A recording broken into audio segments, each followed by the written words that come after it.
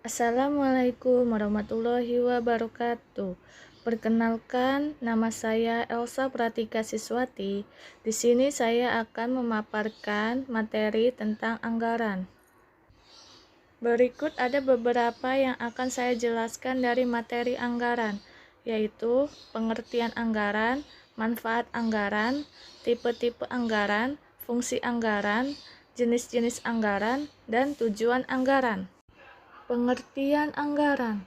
Anggaran merupakan suatu rencana yang disusun secara sistematis dalam bentuk angka dan dinyatakan dalam unit moneter yang meliputi seluruh kegiatan perusahaan untuk jangka waktu atau periode tertentu di masa yang akan datang.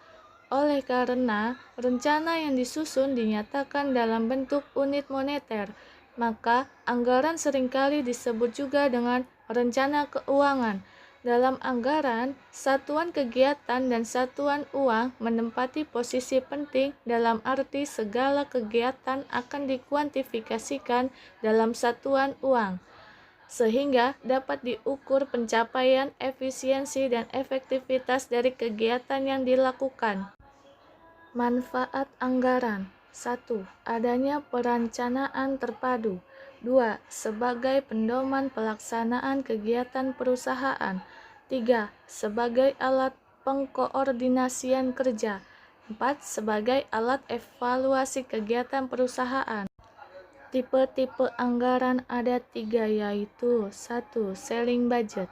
Anggaran jenis ini mengawasi suatu instansi secara langsung dengan cara menentukan suatu batas-batas pengeluaran melalui peraturan penggunaan atau pemberian, atau secara tidak langsung dengan cara membatasi suatu penghasilan instansi pada sumber yang diketahui dan jumlah yang terbatas. 2. Line item budget.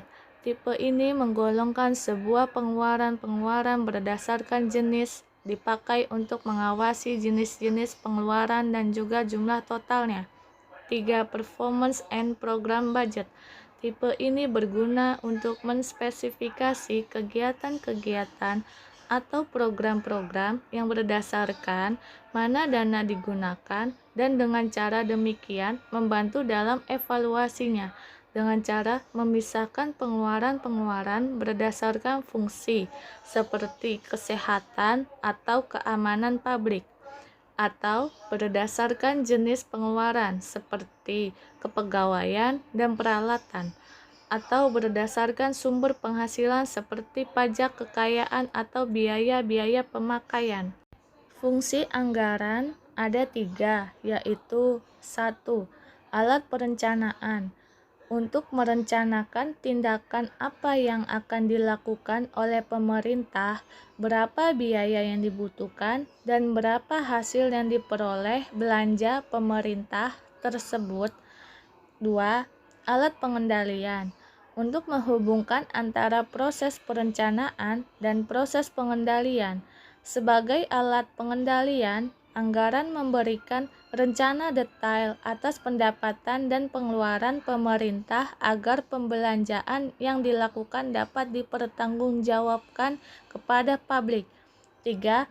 Alat kebijakan fiskal. Digunakan untuk menstabilkan ekonomi dan mendorong pertumbuhan ekonomi. Melalui anggaran publik tersebut dapat diketahui arah kebijakan fiskal pemerintah sehingga dapat dilakukan prediksi-prediksi dan estimasi ekonomi. Jenis-jenis anggaran ada 4, yaitu 1. Line item budgeting. Penyusunan anggaran yang didasarkan pada dan dari mana dana berasal, pos-pos penerimaan, dan untuk apa dana tersebut digunakan, pos-pos pengeluaran. Jenis anggaran ini relatif dianggap paling tua dan banyak mengandung kelemahan atau sering pula disebut traditional budgeting. 2. Incremental budgeting. Sistem anggaran belanja dan pendapatan yang memungkinkan revisi selama tahun berjalan, sekaligus sebagai dasar penentuan usulan anggaran periode tahun yang akan datang. Angka di pos pengeluaran merupakan perubahan kenaikan dari angka periode sebelumnya. Permasalahan yang harus diputuskan bersama adalah metode kenaikan atau penurunan inkremental dari angka anggaran tahun sebelumnya. 3. Performance budgeting atau anggaran yang berorientasi pada kinerja. Sistem penganggaran yang berorientasi pada output organisasi yang berkaitan sangat erat dengan visi, misi, dan rencana strategi organisasi.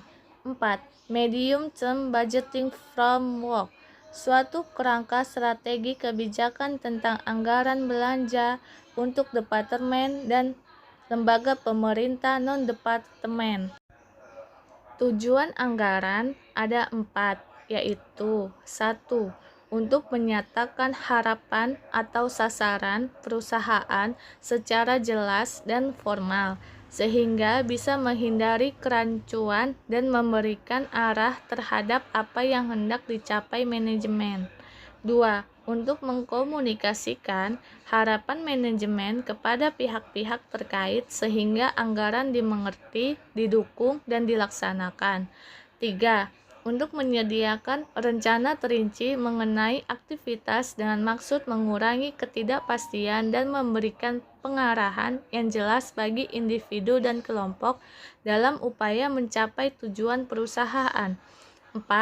Untuk menyediakan alat pengukur dan mengendalikan kinerja individu dan kelompok, serta menyediakan informasi yang mendasari perlu tidaknya tindakan koreksi. Sekian yang dapat saya sampaikan, kurang lebihnya mohon maaf. Wassalamualaikum warahmatullahi wabarakatuh.